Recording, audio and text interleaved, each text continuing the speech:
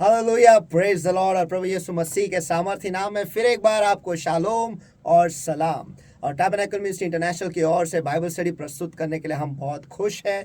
तो आइए अपनी कुर्सी की पेटी अब बांध लेंगे और वचन के एक और नए सफर में ऊंची उड़ान भरने के लिए हम तैयार हो जाएंगे। और आइए हम पवित्र आत्मा का स्वागत करेंगे, क्योंकि वही है जो आकर इस वचन को स्पर्श करता है, और जब वो उसे स्पर्श करता है वो उसे जिंदा करता है और हमारे जरूरतों से वो बातें करता है, और हमें हमारा जवाब वो इसी वचन के द्वारा हमें देता है। आइए हम सभी जन मिलकर हम उसका स्वागत करेंगे और प्रार्थना करेंगे। हे प्यारे परमेश्वर, धन्यवाद देते हैं इस वक्त के लिए परमेश्वर, जो आपने हमें दिया है फिर एक बार आपके मुंह के क्षेत्र में आने के लिए और आपसे सुनने के लिए, वो जीवन के अल्फाज सुनने के लिए हम आपको धन्यवाद देते हैं, ये मौका हमें देने के लिए। और हाँ प्यारे प्रभु, इस वक्त जो सारे लोग हमारे साथ जुड़े हुए हैं, या जो कोई भी जुड़ने वाला और इस वीडियो को देखने वाला है, जब कभी भी वो देखेगा, हे प्यारे परमेश्वर, हमने किए हुए सारे गुनाहों को तुम माफ कर और आपके पवित्र लहू से धोकर हमें साफ करो। और हाँ प्यारे पवित्र आत्मा, इस वक्त में हमारे जिंदगी में, हमारे माहौल में, हमारे परिस्थिति में हम आपका स्वागत करते हैं। और हाँ प्यारे परमेश्वर,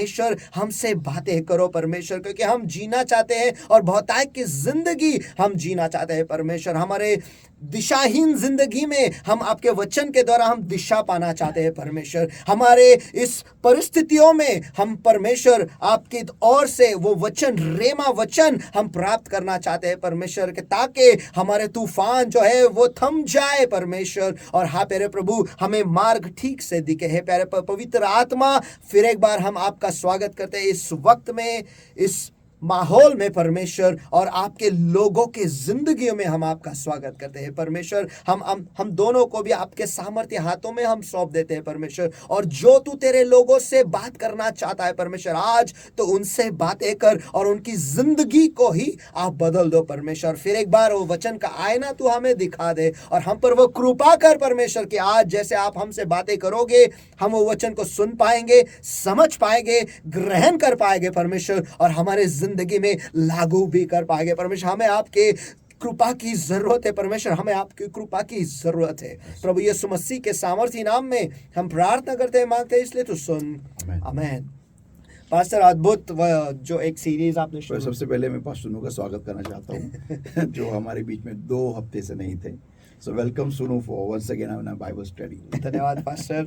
और सचमुच हम आपने जो श्रृंखला शुरू की है, द पीस मेकर्स, यानी शांति बनाने वाले, उसमें पिछले हफ्ते आपने लिए थे 7 मुद्दे लिए थे। मैं उस जल्दी से सभी लोगों के सामने प्रस्तुत करना चाहता हूँ कि जो शांति बनाने वाले होते हैं उन्हें उस जगह पे रखा जाता है जहाँ पर जंग जारी है, और शांति होता नहीं है, उसे बनाया जाता है। और आपको शांति बनाने के लिए आपको झगड़ना पड़ेगा, और अगर आप शांति बनाते हो तो आप सचमुच आशीषित हो। और शांति बनाने का अर्थ यह है कि आप कहते हो कि जाने दो, और शांति बनाने का अर्थ यह है कि आप ज़्यादा जानते हो और आप आपके देह की इच्छाओं को पूरा नहीं करते। और आखिरी मुद्दा यह है कि जब आप शांति बनाते हो, आप खुदा को ये दिखाते हो कि आप उस पर भरोसा करते हो। और इन सारे चीज़ों में पास्टर आपने एक बहुत ही उम्दा और एक बहुत ही महत्वपूर्ण और एक ऐसा वचन, एक ऐसा वाक्य आपने कहा है जो सचमुच एक छाप छोड़ गया है। वो ये है कि जब हम किसी का आज्ञा का पालन करते हैं, हम उसके जैसे बनते हैं। आमीन। और ये और उसके बाद आपने कुछ और भी मुद्दे लिए, लेकिन ये एक अद्भुत ही रहा है सचमुच, कि जब हम प्रभु यीशु मसीह का आज्ञा पालन करते हैं, हम उसके जैसे बनने लगते हैं। मेरा सबसे बड़ा पॉइंट ये है कि मुझे इस पे किसी ने भी सवाल नहीं पूछा ऐसा कैसे होता है। Nobody asked me this question, and that is something very shocking. शायद किसी ने ठीक से इस वचन, इस भाग को सुना नहीं है, या फिर किसी ने इस वचन के, इस भाग के ऊपर ज़्यादा ध्यान दिया नहीं है, लेकिन ये सवाल आना चाहिए था। तो आपने सवाल पूछ ही लिया है, तो नहीं, अभी मैं जवाब नहीं दूंगा। मैं जवाब क्यों नहीं दूंगा, इसके पीछे का कारण ये है क्योंकि लोगों को इस वाक्य की अहमियत समझना जरूरी है। लोकांना ह्या वाक्याचं महत्त्व कळणं गरजेचं आहे। आणि लोकांना वाटलं पाहिजे की यार असं कसं काय, म्हणजे जी बायबल स्टडी लोक बघतात त्यांच्या मनात ते कुतूहल, ते एक आवेश, एक जिज्ञासा असणं गरजेचं आहे। एक भूक होणी जरुरी आहे जी कि ऐसा क्यों? जब तक हमें बाइबल के किसी भी भाग पे अगर हमें ये सवाल नहीं आता है कि ऐसा क्यों, तो वो बाइबल स्टडी जो बाइबल हम पढ़ रहे हैं उसका कुछ फायदा नहीं है।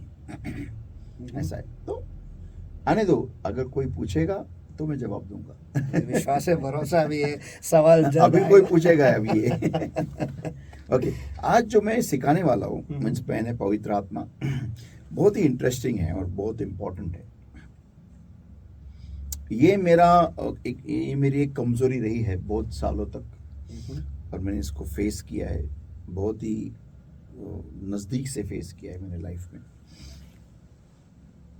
शांति को क्या तोड़ता है, या फिर शांति बनाने से हमें क्या रोकता है हमारे जिंदगी में?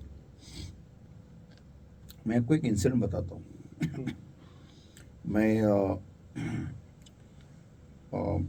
तब मैं भोसरी में रह रहा था, और इंडिया पाकिस्तान की शायद मैच चल रही थी, लेकिन इतना मैं जानता हूँ कि क्रिकेट की मैच थी और शायद इंडिया पाकिस्तान ही थी।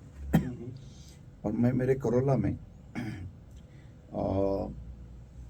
थर्मैक्स चौक से यहाँ से मैं जा रहा था, तो एक बंदा वो आया, उसने मेरे गाड़ी को, मैंने सिग्नल पे गाड़ी रोकी और वो आके, वो सैंड्रो में था या नहीं मारुति रिट्ज में था वो बंदा। अच्छा। तो आके पीछे से उसने गाड़ी मेरी ठोक दी। तो मैं रोका नहीं, मैं आगे चला गया और आगे दूसरे सिग्नल पे आके रुक गया। तो ये बंदा मेरे पीछे पीछे आया, एकदम फुल जोश में आया, और उसने आके मेरे कांच के ऊपर बॉक्स मारा ऐसा। बोला क्या हो गया, बाहर आ जाओ।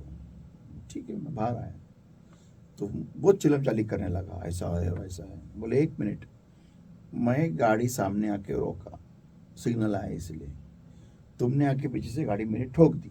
ओके, तो गलती तुम्हारी है, मेरी गलती क्या है उसमें? तो बोलता है नहीं फिर तुम भागे क्यों? बोला मैं भागा क्यों? क्योंकि मुझे पत्र के ऊपर झगड़ा नहीं करना है। तो वो सुन के वो आदमी एकदम ये हो गया, लेकिन शायद उसका ध्यान मेरे अल्फाजों पे ज़्यादा नहीं था शायद से। तो बोला मेरे को पत्र के ऊपर झगड़ा नहीं करना है, जिससे मैं चला गया। तो बोलता है नहीं नहीं मेरा खर्चा दो। बोला ठीक है, अगर तुमको मेरा खर्चा, तुम चाहते हो कि मैं तुम्हारा खर्चा दूँ, तो तुम भी मेरा खर्चा दो। बोले कितने का रहेगा तुम्हारा बम्पर आगे का? बोला 5,000, 8,000, 10,000 मैक्सिमम। ठीक है, मेरा 60,000 निकल। कोरोना थी वो आदमी जैसे उसने मेरा डैमेज देखा, वो बंदा बैठ गया गाड़ी में और जो भाग गया वो फुल स्पीड, और बोले अरे किधर जा रहा है, अरे अरे रुक रुक। तो मेरा फोकस क्या था कि मेरे जिंदगी में मैंने एक उसूल बना लिया है कि मैं पत्र के ऊपर झगड़ा नहीं करूंगा, ऐसी फजूल चीज के ऊपर, जिसके वजह से मेरा मानसिक संतुलन खराब हो जाए। तो बेसिकली इसके पीछे का कारण ये है कि मेरे लिए, मैंने जैसे पहले पॉइंट बताया था ना कि look at the big picture, मेरे लिए क्या जरूरी है। मैं शांति बिगाड़ के मैं 4-5 दिन या 2-3 हफ्ते मैं ऐसे ही रहूंगा विद नो पीस, एंड मेरा प्रोग्रेस बंद हो जाएगा, मेरी शांति खराब होने के बाद मेरा बीपी हाई हो जाएगा, मुझे बाद में क्या मालूम और कुछ नई बीमारी लग जाएगी, या फिर जो XYZ जो भी है, वो उससे अच्छा तुम कूल रहो ना, उसमें क्या है, छोड़ दो इसको। शांति भंग होने से इसे अपना ही नहीं, लेकिन अपने से जुड़े हुए पूरा माहौल जो है वो बिगड़ बिगड़ जाता है। तो सोचो ना कि मेरे कंपनी, फिर बाद में चर्च, ये वो, तो ठीक है चर्च में वो उसको मैं अंदर आने दूंगा नहीं, वो उतना स्पिरिचुअली लॉर्ड ने मुझे बढ़ाया है। और बहुत बार ऐसा हुआ है कि मेरी शांति भंग हो गई, लेकिन उस वक्त मैंने दुआ करके बोले पवित्र आत्मा ने कार्य बहुत बेहतरीन उम्दा तरीके से, कि मैं 2 वाक्य जानता हूँ अच्छी तरह से कि पवित्र आत्मा ने महान कार्य किया है जब मेरी शांति पूरी तरह से खराब हो गई थी। लेकिन तब मुझे बहुत जी जान से दुआ करनी पड़ी है। मीटिंग के पहले ही हो गया 2 घटनाएं। एनीवेज, तो वो है, लेकिन इट्स नॉट वाइज कि मेरी शांति हफ्ता भर खराब हो गई है। और एक इंसिडेंट मेरा हुआ था, मैं चर्च को आने के लिए आ रहा था और मेरे साथ सुशील भाई भी थे, और शायद लेट हुआ था मुझे बहुत सारा, और एक बंदा, हुंडई की गाड़ी थी उसकी, अच्छा खासा एजुकेटेड बंदा था वो। सामने वाला रिक्शा उसको अचानक उसको कट मारा तो उसने ब्रेक दबाया, तो मैंने पिकअप लिया ही था और अचानक मुझे भी ब्रेक दबाना पड़ा, तो मेरी गाड़ी स्किड होके उसको सिर्फ जाके टच कर दी, उसके बम्पर को पीछे से जाके टच कर, मेरा नंबर प्लेट टूट गया लेकिन उसका बम्पर टूट गया। तो आजूबाजू सब लोग बोलने लगे की हो साहेब, तुम्ही त्यांना फार वाचवलं, नाही तर ते आत्ता त्यांचं फार एकदम मागची डिकी बिकी सगळं मधल्या सीट पर्यंत गेला असतं. टाटा की गाडी थी. तो तुम्ही फार वाचवलं त्यांना, फार भयानक वाचले ते, त्यांना कळत नाही ते फार वाचले ते आतापर्यंत डिक्की वगैरे सगळं मधल्या सीटवर असतं, तुम्ही वाचवलं त्यांना. What ever. सो देन वो आदमी बाहर आया वगैरह, ही वॉज कूल, मैं भी कूल था. उसने बोला कि ऐसा ऐसा हो गया है. बोला ठीक है, जो भी है आप मुझे बताओ. मेरा नंबर दिया उनको, चला गया. It was peace. और बाद में जो भी हो गया वो हमने मैटर को उधर ही क्लोज कर दिया, उसका इशू कुछ हुआ भी नहीं. बट बेसिकली वो था कि मैंने उनको ये किया, ज्यादा चिल्लाया नहीं, कुछ नहीं, बिकॉज गलती उसकी थी, उसने अचानक ब्रेक. और वो भी क्या करता था, सामने वाला रिक्शा अगर कट मार के गया तो वो खुद को बचाने के लिए वो करेगा, या सामने वाले को बचाने के लिए वो करेगा ही. तो हो गया ये इंसिडेंट. तो बेसिकली अगर मुझे शांति मेंटेन करना है, मेरे लाइफ में शांति बनाए रखना है, तो मुझे मेरे जिंदगी में, मेरे जीवन में एक चीज के ऊपर काम करना बहुत जरूरी है, और वो है गुस्सा. गुस्सा. मैंने एक बात देखा है, एक बात देखी है मैंने, जब आदमी गुस्सा करता है ना, बाइबल में एक वचन है, you know, be angry and sin not. हम देखेंगे बाद में उस वचन को, लेकिन मैं आपको आज मैं कुछ बात बताता हूँ. Okay, the infiltration of demons, that is a word. दुष्टात्माओं की घुसपैठ. जब आपको गुस्सा आता है, अगर आप आध्यात्मिक जीवन में अगर आप कमजोर हो, तो दुष्टात्माएं आपके उस गुस्से में कब वो कंट्रोल लेंगे ना, वो आपको भी समझ में कभी नहीं आएगा. लेकिन गुस्सा, ये एक बात जो है, इसमें कैसे क्या दुष्टात्माएं घुसेंगी? I tell you. देखो, इंसान की इमोशन है ना, इमोशन, भावना है, इंसान को बहुत कमजोर बनाती है. उसकी सारी भावनाएं, प्यार, गुस्सा और क्या है, दुख, ये 3 मेजर भावनाएं हैं. खुशी 4. खुशी इतना नहीं, खुशी भी है लेकिन इतनी नहीं, इतनी इंसान को कमजोर नहीं बनाती जितनी ये 3 भावनाएं बनाती है. एक गुस्सा, दूसरा प्यार, और तीसरा है दुख. इन 3 भावनाओं के राह में रुके रहते हैं दुष्टात्माएं. या तिन्ही भावनांमध्ये दुष्टात्माएं वाट बघत असतात माणसाच्या भोवती, की कधी मनुष्य या 3 भावनांच्या आहारी जातो. चौथे में भी होता है लेकिन इतना नहीं.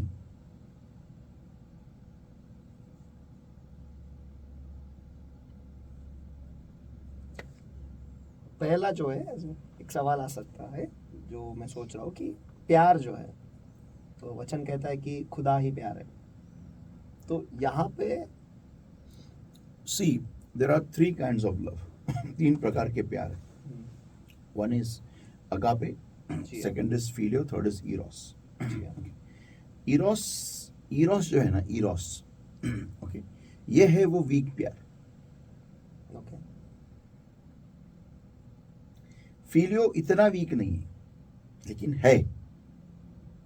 और अगापे इज नो वीक है ही नहीं, वो बहुत स्ट्रांग है, बहुत स्ट्रांग है. तो जब लिखा है ना गॉड इज लव, अगापे के बारे में, अगापे के ही बारे में लिखा हुआ है. तो बाकी 2 के पास दुष्टात्माएं रुके रहते हैं. तो स्पेशली इरोस. या और क्यों, उसके पीछे का कारण क्या है? क्योंकि इरोस में आदमी बहुत वीक, बहुत मजबूर हो जाता है, बहुत डेडली 99%. क्योंकि वो यू नो एक साइंटिफिक स्टडी है। तो जब इंसान प्यार में होता है, ड्रग्स में होता है, दारू के नशे में होता है ना, और गुस्सा, ओके, वो हिप्पोकैम्पस जो ब्रेन में होता है उस विभाग का इस्तेमाल करता है सोचने के लिए। ओके। ओके, क्या? प्यार, गुस्सा और ड्रग्स और नशा, दारू। ओके, जी हाँ। वो हिप्पोकैम्पस से सोचता है, और हिप्पोकैम्पस वो जगह नहीं है जहां पर डिसीजन ले सकता है। ओके। ब्रेन का वो भाग में डिसीजन, लॉजिकल थिंकिंग नहीं होता है। So a man in love is as much as weak as a man on drugs. यानी एक इंसान जो प्यार में है हम्म। वो उतना ही कमजोर है जितना एक आदमी नशे में कमजोर होता है। यस, और वैसा गुस्सा भी हम्म। वो सोच नहीं सकता, क्योंकि वो उसका कंट्रोल चला जाता है हिप्पोकैम्पस में, ब्रेन के उस विभाग में जहां पर लॉजिकल प्रोसेसिंग होता ही नहीं।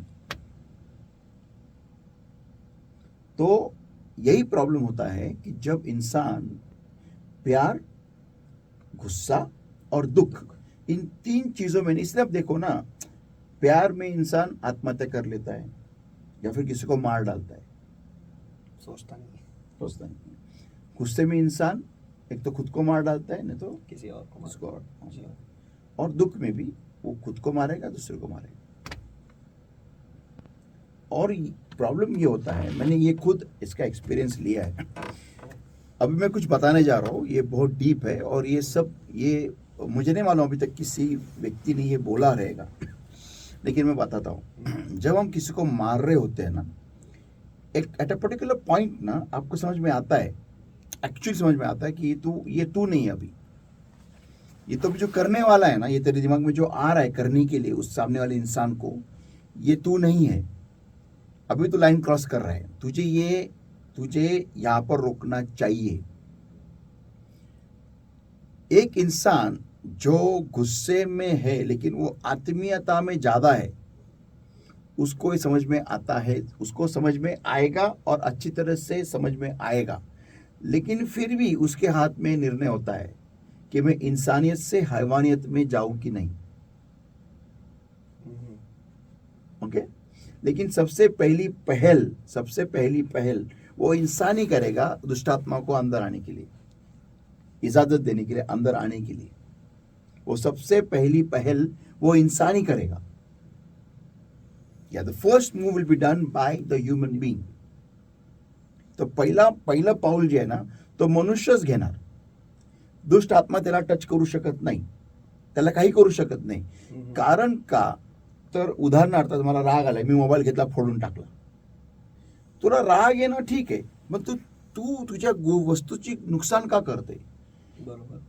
मनुष्य जो मोबाईल मी 1.5 लाखाला, 1 लाखाला, 50,000ला, 40,000ला, 10,000ला घेतलेला आहे, रक्ताचा घाम करून घेतलेला आहे, त्याला मी का फोडील? मनुष्य मी का फोडील? नाही फोडणार ना. मग तो फोडणारा कोण आहे? माझा आशीर्वाद फोडणारा कोण? हा मुद्दा स्ट्रॉंग आहे. माझा आशीर्वाद, हा, मला जे देवाने दिलेलं आहे ते फोडणारा कोण? मला जे लेकरू देवाने दिलेलं आहे त्या लेकराला एवढं बेदम मारणं की त्या लेकरू पॅरलाइज होणं किंवा डोक्याने मंद होणं, जी बायको देवाने दिलेली आहे किंवा जे काय भाऊ बहीण आहे तुमच्या घरामध्ये, जीवनामध्ये, त्यांना एवढं बेदम मारणं की हातपाय तोडून टाकणं, ओके, एवढं वाईट परिस्थितीला जाणं, बॅट घेऊन स्वतःच्या आईच्या डोक्यात घुसवणं, ओके, जे काही ती घटना आहे XYZ, त्या लेवलला मला कोण घेऊन जाईल? कौन असेल ती व्यक्ति? ते शैतानच है, दुष्ट आत्मा है, वो शैतान ही हो सकता है ना, और कौन है? और इंसान ऐसा नहीं कर सकता. खुद के बेटे को मार डालना, खुद के बेटी को मार डालना, ओके, ये हैवानियत सिर्फ शैतान ही कर सकता है, इंसान नहीं करता. तो ये एक लाइन होता है, बाइबल में लिखा है, हम आगे पढ़ते हैं, उस अभी तुरंत देखेंगे. एफिशियंस चैप्टर 4 and verse 26, उसके स्टार्टिंग का पार्ट, बी ये angry and sin not. Ephesians पत्र 4 अध्याय वचन 26 सुरुवातीचा भाग. इफिसियों की पत्री इसका 4 अध्याय और वचन 26 का शुरुआत जो है वो मैं पढ़ता हूँ. क्रोध तो करो पर पाप मत करो. हाँ, क्रोध करो पर पाप मत करो. तो यहाँ पर जो पॉइंट आता है ना, क्रोध करो, लेकिन हमें कैसे मालूम पड़ेगा कि मुझे अभी पाप नहीं करना है? क्रोध और पाप में जो अंतर है, ये मुझे कब मालूम पड़ेगा कि यहाँ पर मेरा क्रोध खत्म हो रहा है और पाप शुरू हो रहा है? कैसे पता है किसी भी इंसान को जब वो गुस्से में होता है वो कैसे वही पता वही चलेगा? वही पॉइंट मैं बता रहा हूँ ना, कि कैसे मालूम पड़ेगा उसको कि अभी हाँ बस इतना ही क्रोध करो बस, अभी क्योंकि इसके आगे पाप होने वाला है.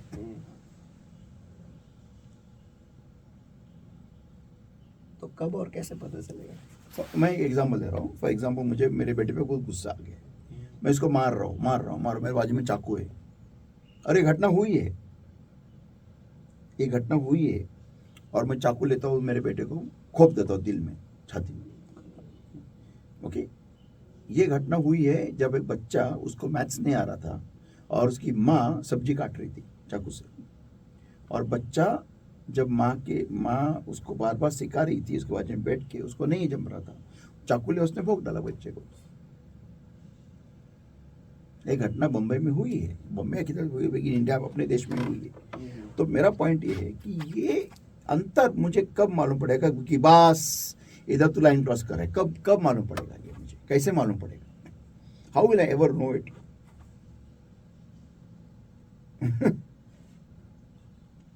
अगर मैं आत्मा में खुला हूँ तो और समझने के लिए, अगर मैं उतना परमेश्वर में हूँ, अगर मुझ में इतना संयम आ गया है, कंट्रोल, सेल्फ कंट्रोल आया है, तभी मुझे मालूम पड़ेगा. मैं उतना पवित्र आत्मा के लिए ओपन हूँ, ज्यादा घंटा प्रेयर कर रहा हूँ, तभी मुझे मालूम पड़ेगा.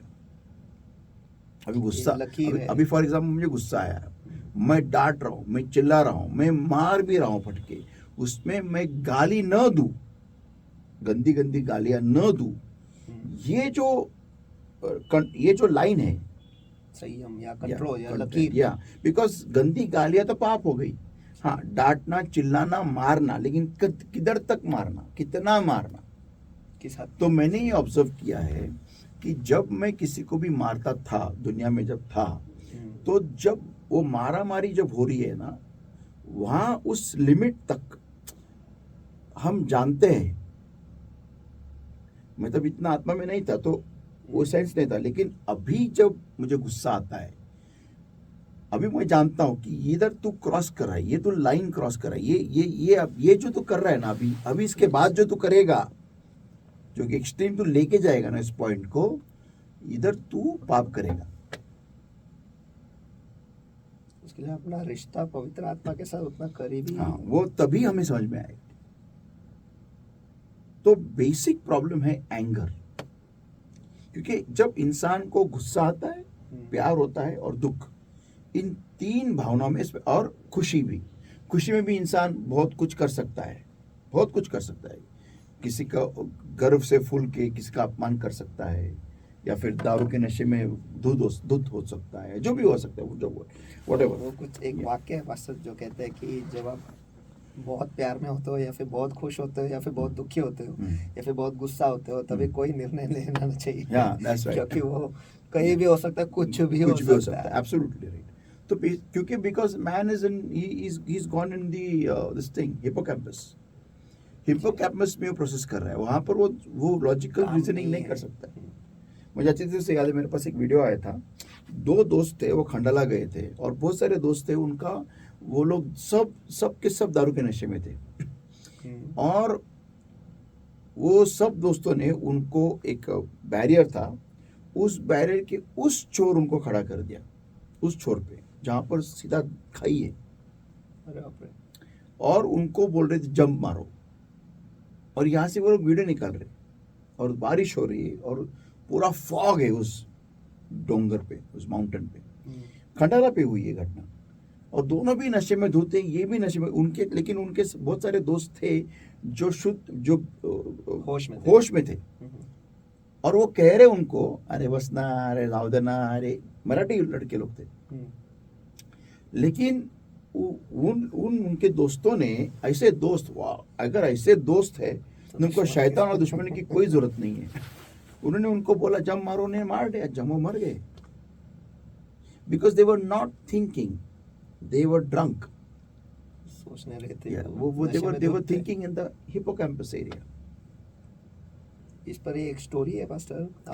एक पिताजी है जो नई गाड़ी लेके के आते हैं। I know. और वो बच्चा उसके पे कार के दरवाजे पे कुछ तो करते रहते तो आवाज आती है, स्क्रैच करता है वो। It's a Ferrari, red colour Ferrari. वो पता नहीं वैसी स्टोरी है कि फिर बाद में उसका पिताजी को गुस्सा आता है, जैक लेके मारता है, उसका हाथ टूट जाता है, फिंगर्स तोड़ देता है कुछ तो। एंड फिर बाद में जाके देखता है नहीं, तो बच्चा जब होश में आता है मेरे उंगलियां वापस कब ग्रो हो जाएंगी, तो बाप को बहुत फील होता है। हाँ, लेकिन उसके पहले वो जाके वो ये भी देखता है। नहीं, उसके बाद में वो जाता है और देखता है क्या वहाँ वो बैठता है दरवाजे के पास जहाँ पर उसने स्क्रैच किया है, और वहाँ पर रोता रहता है कि मैंने क्या किया, मेरे बेटे के सारी उंगलियां तोड़ दी मैंने। और जब वो आंखों से आंसू सब पोंछता है, जब देखता लिखा था my dad is the best dad, उस गाड़ी पे उसने लिखा था उस बच्चे ने, तो वो आत्महत्या करता है बाप।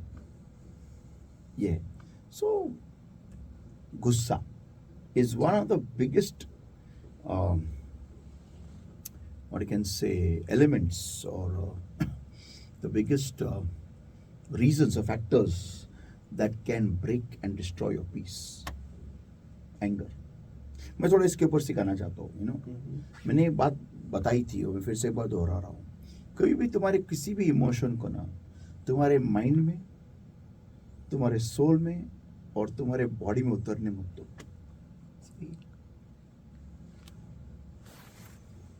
किसी भी भावनाओं को अपने मन में, अपने जी में, जहन में या शरीर में कभी उतरने मत दो। Because that's where you become very, आप बहुत आसानी से एकदम you become an easy target.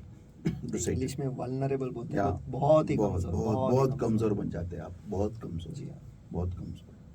And जब आप कमजोर बन जाते हैं ना, और स्पेशली जब आप परमेश्वर के लिए एक इस्तेमाल की जाने वाली एक व्यक्ति हो, तो या फिर एक बॉर्न अगेन बिलीवर हो, तो आप खतरे में हो। फैक्ट है, आप खतरे में हो। This one of the reasons, जब मैं सोचता हूँ ना यीशु मसीह के बारे में, क्यों सारे चेले लोग भाग गए, क्यों? Because they were attached with the Lord. अपने जिंदगी में ऐसे व्यक्ति को कभी आने मत दो जो तुम्हारे पर्पस से प्यार नहीं करता है, जो तुम्हारे जिंदगी से प्यार नहीं करता है,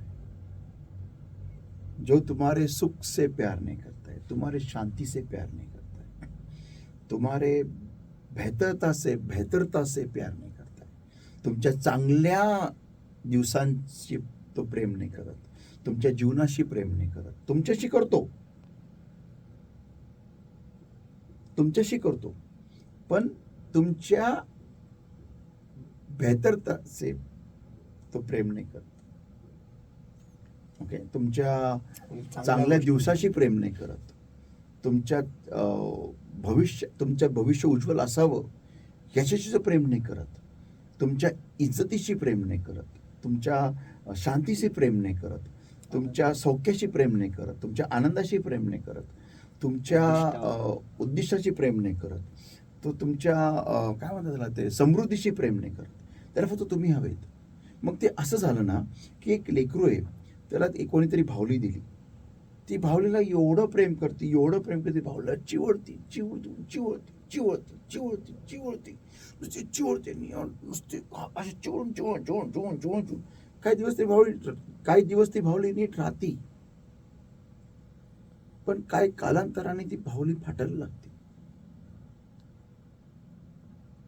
आणि नंतर मग त्या भावलीची वाटोळ असं होतं ना, जसं काही ती एक रस्त्याने उचललेली काहीतरी वस्तू आहे.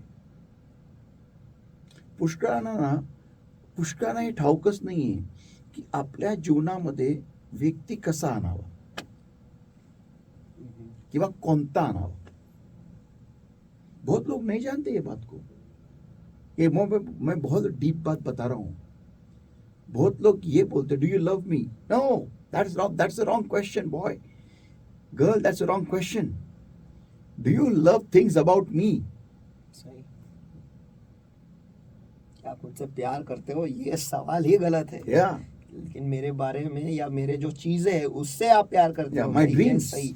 माय मेरे ख्वाबों से, मेरे ख्वाबों से, मेरे मकसद से, Yeah. मेरे शांति से, Yeah. मेरे बेहतरीन दिनों से, मेरे सुख से. आमीन. क्या इन चीजों से आप प्यार करते Yeah. हो?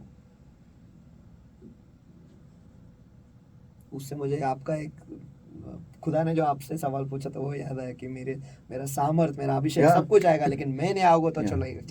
Yeah. This is a very important point. सुनो, वेरी इंपॉर्टेंट पॉइंट. और बहुत लोग है ना इस बात को समझते ही नहीं है. This is wisdom that I have got from so many years of mistakes. This is a nectar that I've attained from so many years of churning of my mistakes. मेरे गलतियों से जो पिसकर बाहर निकला हुआ जो शहद है वो यही है. Yeah. वो ये ज्ञान है. I've realized this. If a person loves you and doesn't love your dreams, sorry boss, you are with the wrong person. अगर कोई भी इंसान आपसे प्यार करता है लेकिन आपके ख्वाबों ख्वाबों से प्यार नहीं करता तो आप गलत, आपके मेहनत से इंसान प्यार के नहीं साथ करता है. मैं आपको एक सिंपल एग्जांपल देता हूँ. अभी मैंने बोला कि आपके मेहनत से प्यार नहीं करता है. फॉर एग्जांपल समझो, अब एक लड़का लड़की आपस में प्यार कर रहे हैं और वो लड़की को उसको मिलना है या फिर वो लड़के को उसको मिलना है और लड़की ने दिन भर काम किया है, थक गई बेचारी. वो बोलती है आज नहीं, मैं बहुत थक गई हूँ. लेकिन लड़का बोलता है नहीं, तू आएगी तो देख, नहीं आएगी तो देख, तेरे को दिखाता हूं मैं. तो ऐसा लड़का बाबा ये डेंजर है, क्योंकि वो लड़की को समझ में लेता ही नहीं है. वो या फिर वो लड़की लड़के को समझ में नहीं ले रही है. ओके, बाइबल में लिखा है इस बात को, that when you have a relation with somebody, उसको टाइम दो उस व्यक्ति को. मैं अभी इसमें वो सिखाना नहीं चाहता because that is a bit different. तो basically you have to understand कि उस व्यक्ति की जिंदगी है और आपको उस व्यक्ति को शांति देना जरूरी है. उस व्यक्ति को रीसेट होने को टाइम दो, रिफ्रेश होने को टाइम दो, रीजनरेट होने को टाइम दो, जरूरी है. तो बेसिकली लोगों को लगता है प्यार इज ओनली द पर्सन. नहीं, प्यार is everything about the person. And if you don't understand the persons life, and if you don't understand कि यार वो व्यक्ति मेरे लिए क्या क्या कर रहा है, मेरे लिए ये सब लाने के लिए क्या क्या करना पड़ता है उस व्यक्ति को, अगर वो तुमको ये बात समझ में नहीं आती है तो तुम उस व्यक्ति से प्यार ही नहीं करते. तुमको सिर्फ उस व्यक्ति से निकलने वाला शहद चाहिए. देखो, हम कितने लोग हैं, आप लिखो कमेंट बॉक्स में, कितने लोग हैं जो शहद वाले मधुमक्खी से प्यार करते हैं. कोई भी Nobody loves the bumblebee, but yet the nectar is not possible without the bumblebee. सही है. हिंदी. लेकिन वो मधुमक्खी के बगैर हमें शहद भी नहीं मिल सकता. Yeah. So you have to love the bumblebee. तो मधुमक्खी से प्यार करना ही पड़ेगा. Yeah. But you cannot. Of course, you cannot go kissing her. But the thing, because you'll have big lips without an operation. But the point is कि हमें वो पूरा प्रोसेस समझना जरूरी है. और इसलिए शायद शादी में इतनी मायूसियत क्यों है, क्यों इतने लोग शादी से खफा है, शादी नाम के प्रक्रिया से उलझे या परेशान है, क्योंकि उनको ये बात समझ में आती ही नहीं है कि हमें सिर्फ व्यक्ति से प्यार नहीं करना है, हमें वो व्यक्ति के साथ में जो भी है उससे मुझे प्यार करना है. इट्स वेरी इंटरेस्टिंग टॉपिक, बहुत इंटरेस्टिंग है इस बात को. तो बेसिकली गुस्सा जब मुझे आता है मेरी शांति खराब हो सकती है. और जब मैं गुस्सा, प्यार और दुख, इन तीन भावनाओं में विशेषकर जब मैं घुस जाता हूँ, मैं बहुत आसान टारगेट बन जाता हूँ शैतान के. दुख में कोई भी विचार मेरे जहन में डाल देगा, मेरे मन में डाल देगा. कोई भी सोच, कोई भी एक विचार डाल देगा कि तू खत्म है, तेरा कुछ नहीं होने वाला, इधर ही बर्बाद है, फिनिश, इट्स गेम ओवर। तो इन तीन भावनाओं को या फिर खुशी को भी तुम्हारे सोल में, माइंड में और शरीर में आने मत दो। Be cool, absolutely cool. और ये हो सकता है, मैं खुद इस फेज में आज जी रहा हूं, ये हो सकता है मैं ज्यादा किसी भी चीज को मेरे दिल में उतरने नहीं देता, मन में तो हरगिज नहीं, थोड़े देर के लिए आएगा, सेकंड्स के लिए gone, because I know whatever I keep here is going to come here. ये बात को मैं हमेशा याद, मैं क्या सुपरमैन नहीं हूँ, लेकिन मैं इस बात को हमेशा दोहराता हूँ, बार बार। जो भी तो यहाँ रखेगा वो यहाँ उतरेगा, जो भी तो यहाँ रखेगा वो यहाँ उतरेगा, जो भी तो यहाँ रखेगा यहाँ उतरेगा, जो भी यहाँ उतरेगा। ओके, डिलीट दिन भर डिलीट चलते रहता है, कंट्रोल और डिलीट, और इस सेकंड में कुछ नहीं रहता है, कंट्रोल और delete, shift delete. yes, so okay, it's a nature of man to react to anything negative with anger. और ये इंसान की फितरत ही है कि कोई किसी भी नकारे चीज को गुस्से से ही वो प्रतिक्रिया देगा। या ऑलवेज इंसान की फितरत है ये। Okay, specially anger provoking incidents, और विशेषकर ऐसे घटनाएं जहाँ पर गुस्सा आता है या फिर लाया जाता है। But there is a big problem with anger. लेकिन गुस्से के साथ एक बहुत ही बड़ी समस्या है। There is a very thin line between sin and anger, कि पाप और गुस्से के बीच में एक बहुत ही पतली लकीर है, बहुत पतली, अपने बालों से भी पतली है, इट्स सुपर माइक्रोन्स। ओके, तो एक्लेसियास्टिक्स 7:9, उपदेशक 7वां अध्याय वचन 9, उपदेशक 7:9, सबोपदेशक इसका 7वां अध्याय और वचन 9।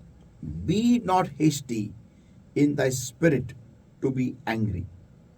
अपने मन में उतावली से क्रोधित न हो।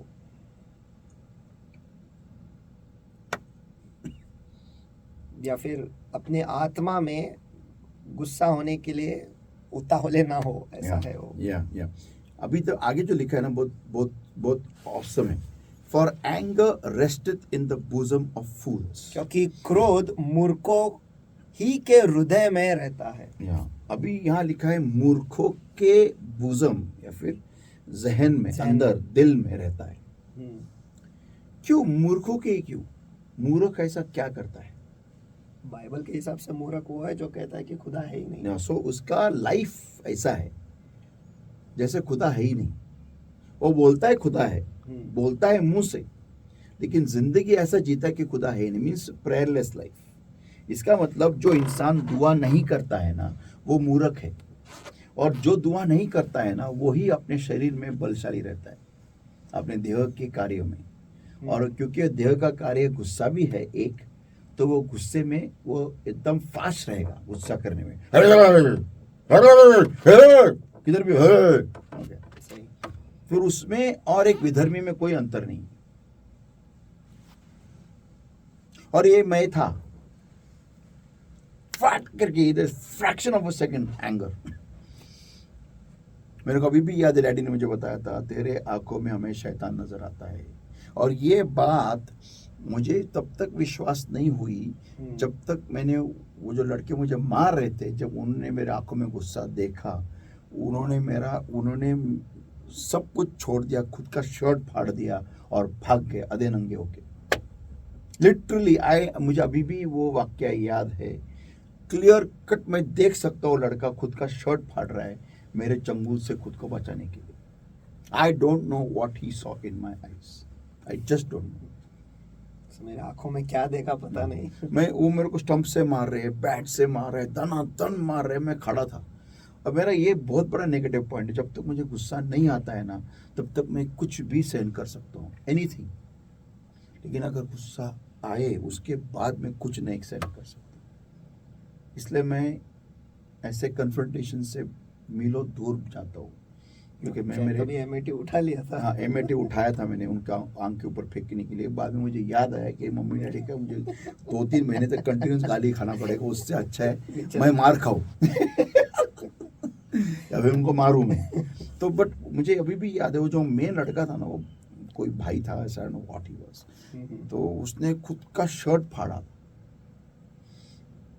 लिटरली, देखा उसने ऐसा, और मैंने उसका शर्ट पकड़ा था, अभी ऐसा पंच ही मारने वाला था उसके छाती में इधर। दिस द पॉइंट, कोई अप्लाई मत करो, बट मैंने आज डिसाइडेड इसको इधर ही खत्म करना है, आज इट्स ओवर। और ऐसा उसने ऐसा देखा मेरे को और फाड़ दिया उसने शर्ट खुद का literally, and he ran, full speed भाग गया वो। 15-20 लड़के लोग थे, क्रिकेट खेल रहे थे, वो सब भागे। तो मेरे डैडी के अल्फाज मुझे तब नहीं याद आए जब मैं बाथरूम में गया, घर पे बाथरूम में कंटिन्यूसली मैं पंच मार रहा था दीवार के ऊपर, उसमें एक टाइल पे क्रैक भी आया, इतना दिमाग सटक गया था मेरा। डिसाइड किया था मैं डोगरी फ़ोन लगाऊंगा, मेरे दोस्त ने मुझे बोला था रिवॉल्वर लेके जा, लेकिन मैं नहीं लेके गया। तो बोला अब इसको फ़ोन करता हूँ और मंगाता हूँ, क्या करने का करता हूँ अभी, जो बस ख़त्म हो गया अभी इधर, ये लॉर्ड भी नहीं चाहिए, कुछ नहीं चाहिए, ऐसा होता है वैसा, दिमाग सटक पूरा ऐसा खत्म। दो हफ्ते तक I was battling, and battle went on till 2 months। 2 महीने, बिकॉज मुझे इंसल्ट फील हुआ था, बहुत बड़ा इंसल्ट हो गया था मेरा, क्यों इतने सालों में किसी ने मेरे को ऐसा उंगली ने टच किया था, और इधर इनकी इतनी, अभी पूना के मच्छर लोगों ने, मच्छर बोल सकता मैं उनको, मच्छर, इनकी हिम्मत होगी मुझे टच करने की। वो इतना वो बैटल था, वो बहुत बड़ा बैटल था। 2 months इट वेंट ऑन। बीच में रात को उठता था मैं, अभी फोन लगाओ, अभी फोन लगाओ, अभी फोन लगाओ। It was because I know what I can do. वो लॉर्ड बोलता है ना, I can call legions, I can call angels. वो मैं सोचता था लॉर्ड को क्या होगा क्रॉस के ऊपर, लेकिन he was not in the flesh. So when you know what you can do and you still can't do, and you don't do, they don't do, you know, that's a big battle. बहुत बड़ा जंग है वो। Yeah. It's a very big battle. I know what I could do.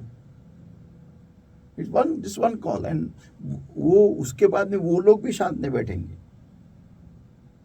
सही, उनके दोस्त को मारा है, and then that is their insult for them. वो खुद के ऊपर लेंगे, हमारी बेइज्जती है। मैं अभी भी वो याद है, मैं जिन दोस्तों के साथ रहता था, मैंने उनको से ऐसा बोला था कि मेरे सामने वाला एक फैमिली था, और उन्होंने स्टार्टिंग में हमारा रिश्ता बहुत अच्छा था, बाद में क्या हुआ क्या मालूम, उनका कुछ हमारे साथ में बिगड़ ये हो गया। जब वो नए शिफ्ट हो गए तो स्टार्टिंग में मम्मी ने उनको बहुत हेल्प किया था, बाद में कुछ तो बिगड़ गया, समथिंग हैपेंड एंड वो क्रॉस हो गया। तो वो मुस्लिम फैमिली थी वो, और वो मुझे छेड़ रहे थे तो और तब मैं वर्ल्ड में था, और बिल्डिंग में प्रॉब्लम ये था, वो लड़के ने मुझे बिल्डिंग में चिढ़ाना शुरू कर दिया। और बिल्डिंग में मेरा कैसा था, मैं एकदम होली सेंट था, ऐसा एकदम पवित्र एंजल। तो मैं कंट्रोल कर रहा था मुझे ना, मैं बोला ना, मेरा गुस्सा जब तक आता नहीं तब तक सब कुछ फाइन है। तो वो मुझे चिढ़ा रहा है, राम टिके राम करते करते मेरे पीछे आ रहा था। वो मैंने गेट भी क्रॉस कर लिया बिल्डिंग का, और मैं बाहर आ गया, मैंने रास्ता क्रॉस किया, मैं जा रहा था किधर थे बाहर में, याद नहीं मुझे अभी। तो 2 पंटर बोलते जो हमारे लैंग्वेज में, उन्होंने सुन लिया कि मुझे चिढ़ा रहा है। तो मैंने उनको क्या भाई कैसे है भाई करके मैं चला गया। मेरे कंपाउंड में कोई नहीं मालूम था, किसी को मालूम नहीं था कि मैं क्या करता हूँ कंपाउंड का लाइन क्रॉस करने के बाद। मैं सिर्फ एक शरारती लड़का था, बस इतना ही सबको पहचान है मेरी, बस उतना ही था। और मैं लाइन क्रॉस में चला गया। उसके बाद में अगले दिन वो लड़का मेरे पास आया जो मुसलमान था, वो मुझे सॉरी कहने लगा। सॉरी क्या था ये बंदा मेरे को, ठीक है ओके। मैं तभी मेरे को गुस्सा नहीं था उसके ऊपर। बाद में जब मैं गया तो मेरे फ्रेंड को मिला, बोले अरे वो लड़के ने तेरे को सॉरी बोला क्या? तेरे को कैसे मालूम? तो नहीं इतना बोला क्या? हाँ बोला ना उसने, सॉरी बोला। बोला हाँ अच्छा ठीक है। हाँ बोले क्यों रे, छोड़ना है क्या है, वो सॉरी बोला ना तेरे को, बस खत्म। तब मैं फिर 2 + 2 = 5 में समझ में आया कि क्या हो गया, इन्होंने कुछ किया होगा। तो ये है वो बेसिक पार्ट। तो इतना नेटवर्क था, वो छोड़ो, जब दादा की शादी हो गई, भाभी used to go up and down Andheri. इनको इतना मालूम था कि भाई की शादी हो गई है, होने वाली है। अच्छा। और उनकी जो बहू है वो रहती है अंधेरी में, हम्म, उधर फील्डिंग। अच्छा। वो काम पर जाती थी, अप डाउन, कुछ भी, पूरा रिपोर्ट मेरे पास शाम को, टोटल एवरीथिंग। फिर मैं भाभी, जब शादी हो गई, वो सब कोई भाभी को बताता था, हे तुला कैसे माहिती? दैट वाज द थिंग, इतना वो नेटवर्क था वो। तो ऐसे लड़के लोग थे, जान के ऊपर जान देंगे, कुछ भी करेंगे, अपने भाई को कुछ नहीं होना चाहिए, दैट्स द थिंग। तो ऐसे लोगों को एक फोन मारता था, अगर उनको वो भी बोलता ना, अरे छोड़ना, माफ कर, तू माफ करते रहे जा, तू तेरा खुदा का देख, हम लोग इसका देखते। That would have been out of control था। तब वो हो जाता था। लेकिन लॉर्ड ने मुझे ग्रेस दिया कि मैंने कुछ ना फोन किया ना कुछ किया, इतना हो गया कि मेरा कांटेक्ट की टोटल गॉन।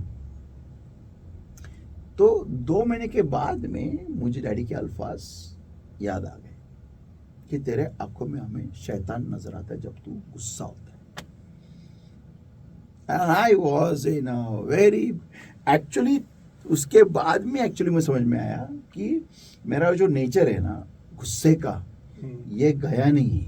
18 घंटा दुआ करने के बावजूद भी 5 years तब हुए नहीं थे, लेकिन I was praying, जारी था। तो 18 hours of prayer is not sufficient also to kill your anger. Hindi. तो 18 घंटे दुआ करना ये भी काफी नहीं है आपके गुस्से को मार देने के लिए, खत्म करने के लिए, If that is a weakness. अगर वो आपकी कमजोरी है तो। So that is the problem. तो बेसिक ये है कि यहाँ लिखा है, fools, anger rests in the bosom of fools. आमीन। क्रोध मूर्खों के हृदय में रहता है। Yeah. तो जैसे कहते हैं कि गुस्से नाक के टोक पर ही हाँ, गुस्सा है, yeah, ऐसे yeah, yeah. मानो वैसा तो है वो। बेसिकली ये कैसा है मालूम है क्या, जो इंसान शरीर में ज्यादा रहता है और खुदा को अपनी जिंदगी में अहमियत नहीं देता, वो मूर्ख होता है। सही। जो व्यक्ती देहात जास्ती असतो आणि देवाला प्रथम स्थान नाही देत, तो व्यक्ती मूर्ख आहे। आणि अशा व्यक्ती जीवनामध्ये राग असतो। Okay, next verse, Ephesians 4:26 and 27. इफिसियों की पत्री इसका एफिसियंस पत्र 4 वचन 26 आणि 27. Be ye angry and sin not. Let not the sun go down upon your wrath. इफिसियों की पत्री इसका 4 वचन 26, क्रोध तो करो पर पाप मत करो, सूर्य अस्त होने तक तुम्हारा क्रोध न रहे। ये बहुत इंपॉर्टेंट है। लेकिन क्यों पास्टर, ऐसा क्यों दिया है कि सूर्य अस्त ही क्यों है, या उसके पीछे का? अभी ये सवाल सामने से आने दो, देखते कोई पूछता है क्या, नहीं तो मैं बता देता हूँ। चलो देखो कैसा होता है, हमारा जो ह्यूमन सिस्टम है ना, ह्यूमन बॉडी, आपने कोई डीओ लगाए बॉडी पे, जी हाँ, और आप नहाने नहीं गए, डीओ लगाया, दिन भर घूम के आए और नहाए नहीं, और ऐसे ही सो गए, अगले दिन आपके बॉडी में से वो सुगंध आती है क्या? वो डिपेंड करता है उस डीओ कितना स्ट्रांग है। तो आती है क्या? आती है ना, जी हाँ, थोड़ी बहुत तो आएंगी जी हाँ। राइट ना। अगर फेंट भी डीओ है तो भी आती है। नहीं, मुंबई में रहेंगे तो नहीं आएगी। Okay, but you have that smell, जी हाँ, अरोमा, वो आता है, वो रहता ही है थोड़ा सा। This exactly like anger. Okay, अभी मैं आपको बात बताता हूँ। समझ लो आप दिन भर घूम के आए, जी हाँ, आप नहाए नहीं, आप ऐसे बिस्तर पे सो गए, तो आपके बॉडी पे जर्म्स होते हैं। जी हाँ, अगले दिन सर्दी हो जाती है। नहीं, होते हैं ना जर्म्स। जी हाँ, बिल्कुल। और आप जब सोते हो तो आपके पूरे बिछौने पे जर्म्स फैलेंगे। यस। अभी ये पॉइंट है कि लोग उसको माइक्रोस्कोप के नीचे दिखते नहीं, लेकिन अगर लोगों ने उनका बिस्तर, उनकी जो चादर है, अगर उन्होंने वो माइक्रोस्कोप के नीचे देखा ना तो जिंदगी में कभी सोएंगे नहीं उसके ऊपर। मैं चैलेंज मारता हूँ इस बात को, क्योंकि बहुतांश लोग ना शाम को नहीं नहाते, वो मॉर्निंग में नहाते। उनको ये मालूम नहीं है कि जब वो घूम के आते, उनको क्या लगता है मैंने मुंह हाथ धो लिए। अरे तो सिर्फ मुंह हाथ बाहर गए थे क्या? बॉडी की तरफ, तेरा टॉर्सो किधर था? घर पे था? नहीं ना, टॉर्सो तो पूरा तू लेके गया ना। तो तू पूरा का पूरा जर्म से भरा हुआ बॉडी वो वहीं बिस्तर पे सुलाते हैं और वो जर्म्स वहां पर ग्रो होके मल्टीप्लाई करते हैं। सारे जंतु, जीव जंतु। या वो छोड़ो, मैंने यूट्यूब पे वीडियो भी देखा था, अपना तौलिया होता है ना, हम जिससे बॉडी पोंछते हैं नहाने के बाद, वो मैक्सिमम 3 दिन के बाद, हर 3 दिन के बाद you must have a warm water wash, maximum 3 दिन। और उसको धूप में सुखाने को रखना ही है आपको, वो भी कड़क धूप में। और ऐसा क्यों? बिकॉज उसमें जर्म्स होते हैं, जर्म्स बढ़ते रहते हैं, इतने बढ़ते हैं ना उस तौलिए में। आप तो साबुन लगाने के बाद उसको पोंछते हो ना, फिर भी या जर्म्स मल्टीप्लाई होते हैं। इसलिए वॉशिंग मशीन में वार्म वाटर वॉश होता है, गर्म पानी से धोना पड़ता है उसको, तभी वो जाके पूरा सैनिटाइज हो जाता है, 100% सैनिटाइज, नहीं तो नहीं होता है। इसलिए हॉट वाटर बाथ बहुत इंपॉर्टेंट होता है, not cold water. Cold water से तुम्हारे जर्म्स नहीं मरते बॉडी के ऊपर। तो बेसिक पॉइंट ये है कि जब हम गुस्सा लेके सो जाते हैं, प्रॉब्लम देखो, हम ना इंसान 3 प्रकार के 3 चीजों से बने हैं। वन इज स्पिरिचुअल, आत्मिक। सेकंड इज योर इमोशनल, भावनाएं, and third is your physique, शारीरिक। हम ना सिर्फ शरीर पे ध्यान देते हैं। ये 2 जो चीज है ना, हम उसके ऊपर ध्यान देते ही नहीं है, क्योंकि हमें वैसा प्रोग्राम करके रखा है। किसने प्रोग्राम किया है? हमारे माँ बाप ने, हमारे स्कूल टीचर्स ने, कि तुम्हारे शरीर पे ध्यान दो, शरीर पे ध्यान दो, शरीर पे ध्यान दो। देखो हमारे इंडियन कल्चर में ना ऐसा है, जो आत्मिक चीजों पे ध्यान देगा वो साधु है, वो सन्यासी है। इसलिए हम जो इंडियंस है ना, हमारा फोकस क्या रहता है मालूम है क्या? कि तुमको अगर आत्मिक चीजों पे ध्यान देना है तो वो 50 के बाद में, 60 के बाद में साधु संत बन जाओ। हाँ, अगर तू मंदिर जाता है तो साधु है तू, संत है तू। तो मंदिर जाना एक आम हिंदुस्तानी के लिए इज लाइक इंसल्ट, अपमान है। ओके, वो उनकी मेंटालिटी है, हमारे इंडियन लोगों की, ऐसे हमें प्रोग्राम किया है। आज हम बदल रहे हैं। ओके, तो लोग आप अभी जो बड़े, लेकिन बहुतांश लोगों को मंदिर जाने में अपमानित फील होता है, मर्दों को कमजोर। या इसलिए बहुत सारे पुरुष कलीसिया में भी नहीं आते, उनकी औरतों को भेजते। उनको लगता आहे देवाचं काम, देवाच्या गोष्टी ह्या सगळ्या स्त्रियांनी करायच्या, पुरुषांनी नहीं करायच्या, क्योंकि उनको ऐसा लगता है कि मंदिर जाना इज कमजोरी।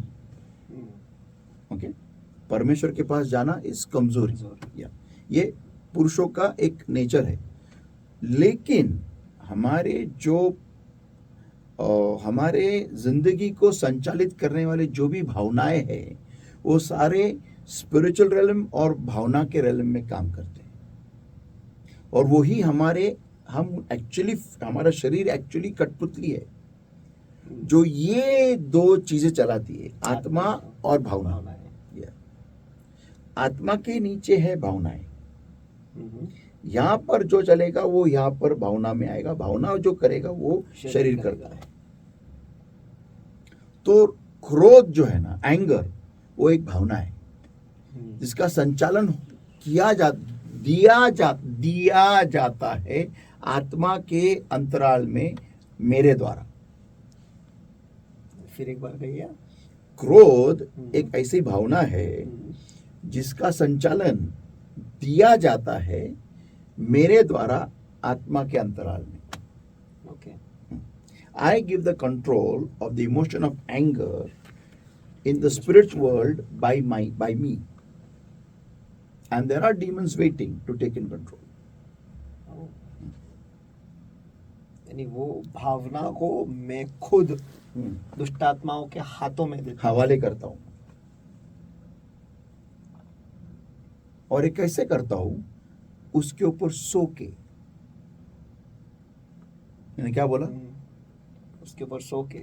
अभी आपने स्टडी किया है, जी हाँ, एजुकेशन, जी हाँ। आप मुझे बताओ, बहुतांश बार जब आप सोते वक्त कुछ भी पढ़ के सोते हो, नेक्स्ट डे आपको याद रहता है। जी हाँ, इनफैक्ट ऐसे बोलते हैं कि सबकॉन्शियस माइंड में आपको वो चालू ही रहता ये है। चालू रहता है, राइट ना? हाँ, वो सेम टेक्निक। मैं अक्सर बच्चों को बोलता हूँ सोने से पहले अगला दिन जो एग्जाम है वो हम्म। पढ़ लो हम्म। और सो जाओ, कुछ बात मत करो, बस सो जाओ, सो जाओ। पढ़ के सो जाओ। That's it, that's what it is. और वो मल्टीप्लाई होते रहता है। See, anything in this universe has a property to multiply. सही। Anything. इस पूरे ब्रह्मांड में कोई भी चीज ले लो, जो भी जिंदा है, जो जिंदा है उसमें हम्म। फितरत है ही, ये क्यों बढ़ेगा? yeah, always. हमेशा। Yeah. Love multiplies, hate multiplies, anger multiplies, क्या forgiveness multiplies, everything multiplies. और आपने जो कुछ भी बोला है वो कुछ भी शारीरिक नहीं है। Yeah. एक्चुअली जो न दिखने वाला है Yeah, वो multiply. वो सारे Yeah. बढ़ते हैं। परमेश्वर ने इस धरती पर, इस भूमंडल में, इस यूनिवर्स में जो भी रखा है ना, वो मल्टीप्लाई होगा ही। आप सिंपल देखो ना, एक सीड आप डालते हो, पेड़ उगता है, कितने सारे फल आते हैं, multiplication. The universe works on the factor of multiplication. अभी पॉइंट इधर ये आता है बेसिकली कि जब मैं गुस्सा होने पे जब सोता हूं तो क्या होता है? वो बीज जो गया है वो बढ़ रहा है, इसका मतलब अभी। लेकिन अभी वो किधर बढ़ रहा है? मेरे माइंड में नहीं बढ़ रहा है, मेरे जीव में बढ़ रहा है। देखो, मैं आपको एक सिंपल एग्जांपल बताता हूँ। मुझे समझो, अभी एक मैंने डिसाइड कर लिया है कि मुझे एक बहुत बड़ी कंपनी बनानी है। तो मेरे आसपास क्या होना चाहिए? आपको क्या लगता है क्या होना चाहिए? वो कंपनी के लिए जो भी जरूरत है वो सारे चीजें होनी चाहिए, या फिर वैसे सोच के लोग कि Yeah. वो कंपनी बड़ा करे। Absolutely, okay. ऐसे। और वैसा माहौल मुझे क्रिएट करना है, राइट ना? I should create a conducive atmosphere around me which will help me create the company faster. मुझे ऐसा माहौल तैयार करना है जिसकी वजह से वो कंपनी जो है जल्दी बन तैयार हो जाए, जाए, बन या, जाएगा। बन जाए।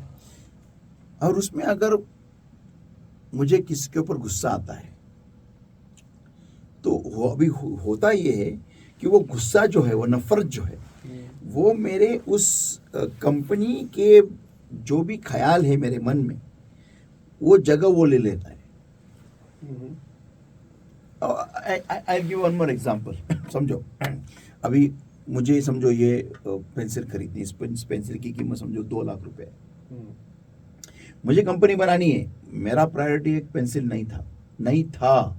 ये पेंसिल वजूद में नहीं थी कुछ क्षण पहले, लेकिन मैं फिनिक्स में गया, किधर गया, घूमते घूमते मैंने ये पेंसिल देखी, ये एग्जिस्टेंस में आ गई और मैंने देखा ये पेंसिल क्या क्या करती है। अभी सुनो, जब तक मैं पेंसिल पाऊंगा नहीं तब तक ये पेंसिल मेरे मन में घर कर, और इसका जो भी इसके बारे में है, मैं पूरा इसके बारे में ही पोजेस्ड रहूंगा, कंप्लीटली पोजेस्ड। और कुछ क्षण के लिए जब तक ये पेंसिल मैं हासिल नहीं करता, मेरे कंपनी के बारे में जितने भी ख्याल है, जो भी सोच रखा है मैंने, वो सब बाजू में मैं खुद ही उनको बाजू में निकाल रखूंगा। असल इसका अनुभव जो है मैं आपको बताना चाहता हूँ कि जब मैंने ब्रेजा गाड़ी लिया था, या जब मैंने रॉनिन लिया था, या जब मैंने ट्रायम्फ लिया था, दोनों बाइक्स, जब तक मैंने सोचा नहीं कि मुझे ये गाड़ियाँ लेना है, तब तक मुझे ये गाड़ी कभी रास्ते पे दिखी नहीं। करेक्ट। ठीक है, कभी नहीं। वो थे, या वो रास्तों पे थे, लेकिन कभी नहीं दिखे। लेकिन जब मैंने तय किया कि मैं इसे लूंगा, तब से सभी जगह पे बस यही गाड़ियां दिखते थे, बाकी कोई दूसरे नहीं दिखते थे। That's the point. And how come? Can you explain that? क्योंकि वही चीज बार बार दिमाग में कि मुझे लेना है, ये गाड़ी लेना है, ये गाड़ी लेना है, ये गाड़ी लेना है, जब तक मैंने गाड़ी नहीं ली, और वो गाड़ी लेने के बाद फिर मुझे नहीं दिखी। करेक्ट। वो कैसे मालूम है क्या? हमारा ब्रेन ऐसा क्रिएटेड है, लॉर्ड ने ऐसा उसको बनाया है कि जब मैं किसी भी चीज़ के बारे में ज़्यादा सोचता हूँ ना, वो वही। चीज़ मेरे सामने हाईलाइट हो जाती है। वो होती है उधर ही, हम्म, लेकिन मैं देख के भी उसको नज़रअंदाज कर देता हूँ। दिखता नहीं। या, लेकिन जब मैं वो चीज़ के बारे में सोचता हूँ तब वो हाईलाइट हो जाती है। जी हाँ। तो मेरे ब्रेन का एक मैक्सिमम पार्ट वो चीज़ कब्जा कर लेती है। हम्म, ठीक है। तो अगर मैं गुस्सा मेरे मन में रखता हूँ किसी भी चीज़ के खिलाफ या किसी भी वाक्य के खिलाफ या किसी भी इंसान के खिलाफ, हम्म, तो होता ये है, अगर मैं वही लेके सो जाता हूँ, okay, I am allowing it to have an impression in my soul. क्योंकि एक ट्रांजिशनल पीरियड होता है किसी भी इमोशन का, हम्म, किसी भी भावना का मेरे जी में आने का जो समय है, वो एक समय रखा है परमेश्वर ने, एक समय परमेश्वर ने जानबूझ के रखा है कि तुमको टाइम मिले बीच में प्रोसेस को अबॉर्ट करने के लिए। रोकने के लिए, Yeah. बाहर निकलने के लिए। Yeah. सही। क्योंकि अगर वो जी में घुस गया ना, तो वहां से निकलना नामुमकिन है ऑलमोस्ट। जी हाँ। वो सिर्फ दुआ तुमको निकाल सकती है, वो भी बहुत सालों की दुआ। It's very difficult to come out of impression that is on your soul. So, hmm, या आपके जी पे जो छाप है उसमें से बाहर निकलना बहुत ही मुश्किल है या और बहुत लंबा अरसा लग जाता है या उसमें। वो आपका एक मैसेजेस है स्क्रिबल्स या सो ये है वो, आपको सूरज डूबने से पहले ही वो गुस्से को बाहर निकालना है। क्लियर हो जाओ, रिलैक्स हो जाओ, कूल चिल। नहीं तो उसका इंप्रेशन अगर आपकी जी पे चला गया तो इट्स डिफिकल्ट। या शायद ये गुस्सा रख रख के वही नफरत में बदल जाता है। या और आपने ये भी बताया था कि जब हम गुस्सा रखते हैं उसका बहुत दुष्परिणाम भी अपने शरीर पर भी हाँ, होता है। वो तो बाद में है। Means your BP gets high. First of all heart rate आपका हाई रहता है। एक normal heart rate is between 120-80 होता है। 70 and 80 and 90। 120-80 वो जो बोल कहते हैं वो। 70 is resting में cool, relaxed, हम्म, fine। 70, 80, 90 walking, talking, ये वो 90, 120 is active। ओके, तो अगर आपका हार्ट रेट हमेशा 160 अबव रहेगा, सोचो ना कितना काम करेगा आपका दिल, इतना सा ऑर्गन कितना काम करेगा, एंड उसमें कितना वो ब्लड पंप करेगा। क्यों कर रहा है? बिना वजह। सही।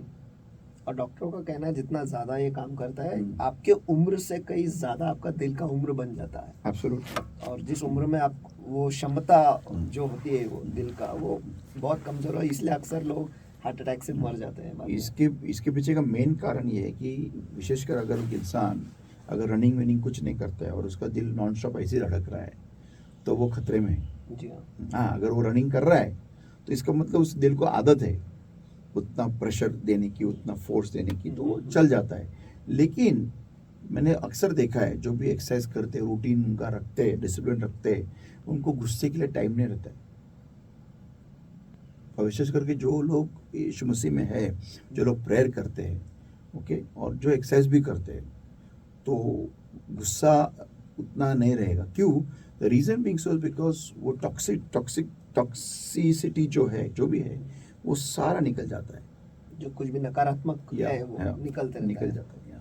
So the thing is basically कि इतना ज़्यादा heart rate, so that will produce I think so more of insulin का इम्बैलेंस हो जाता है वहाँ पर, और फिर उसकी वजह से डायबिटीज़ होता है। लोग बोलते हैं ना शक्कर खाने से डायबिटीज, शक्कर खाने से नहीं, नफरत रखने से डायबिटीज़ होता है, टेंशन लेने से डायबिटीज़ होता है। BP is one of the reasons of, not because of salt खाने से, no, not because of drinking coffee, no, it's because of fat accumulation on in तुम्हारे नसों के अंदर जो भी चर्बी आती है वो उसकी वजह से। बीपी का मेन कॉज है, मेन। सुगम है। या, और वो क्यों आती है? क्योंकि हम ज़्यादातर मिल्क प्रोडक्ट्स खाते हैं, that is drinking lot of milk, having lot of ghee. और जो बोलते हैं ना घी खाओ, हमारे वेदास में लिखा है, वो गलत है। उस टाइम में सही था। क्यों? क्योंकि उस टाइम हमारे पूर्वज जो थे वो हंटर गैदरर्स थे, शिकार करके मेहनत का काम था या उनका। शिकार करके खाते थे, और एक शिकार उनको 2-3 हफ्तों के बाद मिलता था। उतने दिन वो भूखे रहते थे, इसलिए उनको घी खाना जरूरत थी, अनिवार्य था और सही था। आज के तारीख में मेरा 90% काम डेस्क पे बैठ रहता के ही है, है। तो मैं वो घी इधर अक्यूमुलेट होता है, तो घी खाने का कुछ लॉजिक नहीं बनता है, वो सब गलत है। ओके, और बटर खाओ, चीज़ खाओ, वो मैकडोनल्ड्स है, पिज़्ज़ास है, ये है वो है, ये सब तुमको बहुत ज़्यादा फैट दिलाता है ऑन योर, मैं इसका स्टडी लेने वाला हूँ, और इसका डायरेक्ट अफेक्ट गिरता है तुम्हारे ब्लड के ऊपर, तुम्हारे फैट के ऊपर, तुम्हारे नर्व्स के ऊपर डायरेक्ट। आज जवान लोग भी, यंग बच्चे उन्हें हार्ट अटैक हो थिन है, पतले है, जी हाँ। फिर उनको पतले लोगों को लगता है कि मैं पतला हूं तो मुझे कुछ नहीं होगा। रॉन्ग, तुम्हारे अंदर जो बॉडी पार्ट्स है ना, उनके ऊपर फैट आ रही है। मेरे ऑफिस में जिन टेक महिंद्रा में जब था, वहाँ पे एक लड़का था, वो मुझसे भी पतला था। आई थिंक उसका नाम अभिषेक है, ऐसा ही कुछ तो था। उसे हार्ट अटैक हुआ जब वो 24 साल का था, मुझसे भी पतला। सोचो, हमने किसी ने भी नहीं सोचा कि इसे हार्ट अटैक कभी होगा, लेकिन हुआ उसे। And because there is fat inside, और ये तुमको तब मालूम पड़ता है जब तुम सीढ़ियाँ चढ़ते हो। अगर आप सीढ़ियाँ चढ़ते वक्त हाँफते हो, इसका मतलब 80% ब्लॉकेज ऑलरेडी है, 80%। या इट इज ऑलरेडी है। 80% तुमच्या हृदयामध्ये ब्लॉकेजेस झालेले आहेत। लेकिन पाशा कितने सीढ़ियाँ, हाँ, कितने सीढ़ियाँ, अगर कोई एक माप दो लगाना फ्लोर, है तो? एक दो फ्लोर, 2 फ्लोर पकड़ लो या 3 फ्लोर, आपको सिर्फ फास्ट चढ़ना है। और देखो, नॉर्मल भी चढ़ेंगे ना, तो आपको मालूम पड़ेगा। हाँ, 80% आपका ब्लॉकेज डन है, 20% होने के लिए कुछ ही साल बाकी है, मैक्सिमम 3-4 साल। वो ऐसा टिकिंग टाइम बॉम्ब Yes, जैसे वैसा yes, है वो, yes. कि दिल कभी भी रुक सकता है। कभी भी, कभी कभी। तो ये है वो test.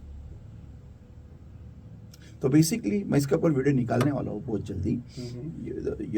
Your body temple of God, your body the temple of God. आपका शरीर परमेश्वर का मंदिर है। या, और सच्ची में आप क्या जो भी खाते हो, उसका सीधा परिणाम आपके शरीर पे पड़ता है।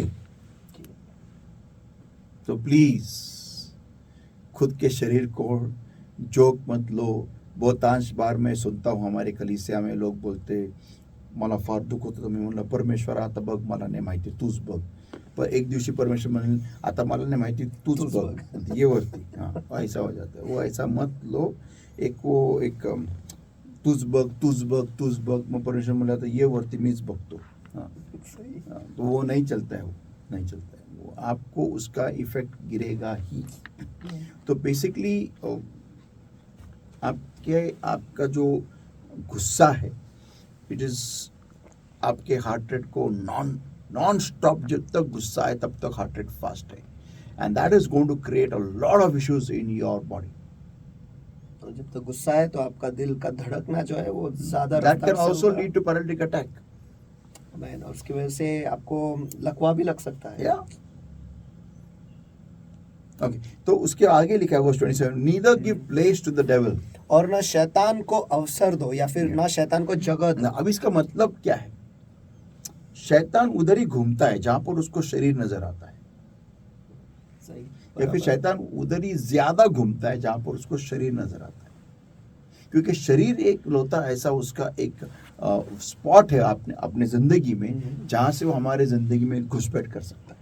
या फिर क्या हम ऐसा कह सकते हैं कि शरीर शैतान का माहौल है। Yes, absolutely. Your flesh is a playing field to the devil. अगर आप जर का तुम्ही शरीरात आहात, देहामध्ये जास्ती आहात, शैतानासाठी ती एक फार चांगली जागा आहे तुमच्या जीवनामध्ये घुसण्यासाठी। बहुत इम्पोर्टेंट है ये। तो हमें तो neither give place to the devil means, अगर मैं गुस्सा भी हो रहा हूं तो मुझे मेरे शरीर के लालसाओं को मारते हुए गुस्सा होके तुरंत नॉर्मल होना है। गुस्सा हो जाओ, लेकिन उसी लेवल तक, उसी लिमिट तक कि सामने वाले को ये जता सके आप कि आपने गलती की है, और उसकी गलती दिखाते दिखाते तुम गलती मत करो। सही।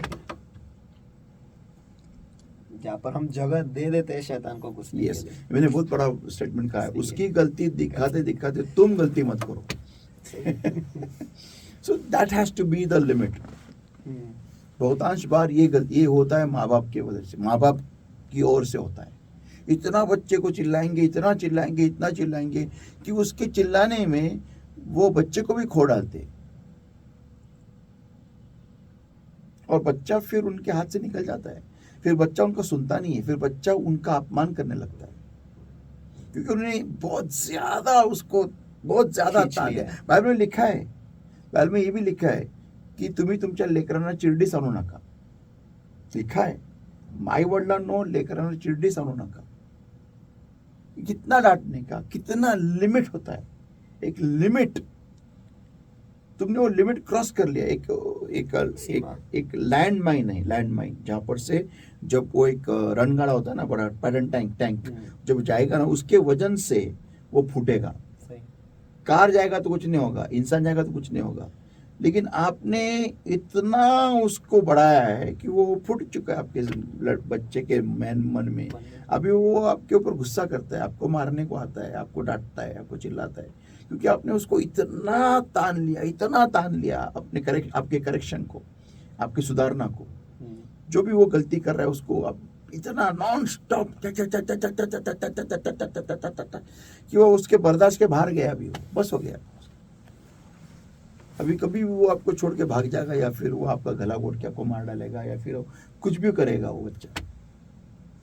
शायद गला नहीं घोटेगा, लेकिन खुद का तो गला घोटेगा एक दिन, खुद को मार डालेगा, क्योंकि उसको जिंदगी आपने ऐसी कर दी है, इसका नॉन स्टॉप. तो ये है वो, कितना तक चिल्लाना है. मैं इस बात से बहुत ही क्या उसको बोलते हैं वो, I agree to this kind of correction too, कि आप करेक्शन दो, लेकिन ऐसा दो कि सामने वाले को उसकी गलती समझ में आए, और उसके बाद में वो व्यक्ति को एनकरेज करो, but don't pamper that child.